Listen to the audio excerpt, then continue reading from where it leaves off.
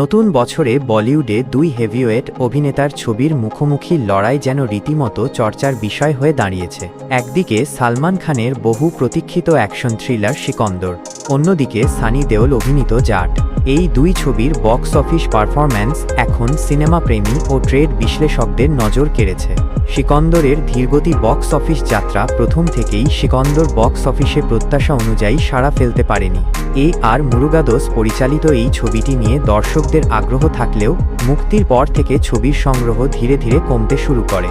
SackNews.com-এর link এর তথ্য অনুযায়ী মুক্তির 12তম দিনে ছবিটি আয় করে মাত্র ৭৫ লাখ টাকা এবং 13তম দিনে এই আয় আরও কমে দাঁড়ায় মাত্র ৩ লক্ষ টাকায়। ফলে ভারতের ঘরোয়া বাজারে ছবিটির মোট আয় দাঁড়িয়েছে ১০৮ কোটি টাকায়।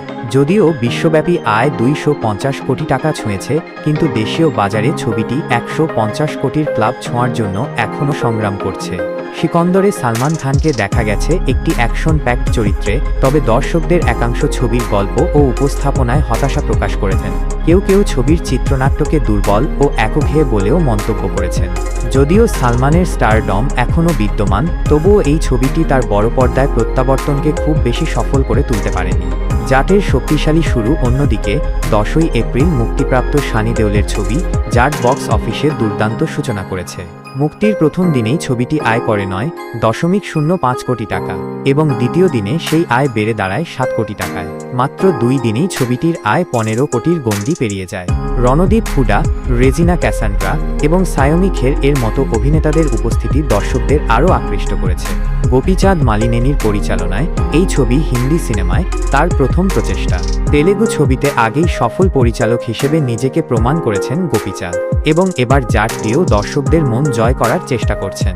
ছবির চিত্রনাট্য সুসংবদ্ধ এবং গতিময়, যা দর্শকদের মনোরঞ্জনে সফল হচ্ছে বলেই প্রতীয়মান হচ্ছে। প্রথমার্ধ বেশ আকর্ষণীয় এবং পুরো ছবিতে রয়েছে টানটান উত্তেজনা ও বলিউডীয় মশলার সঠিক মিশ্রণ।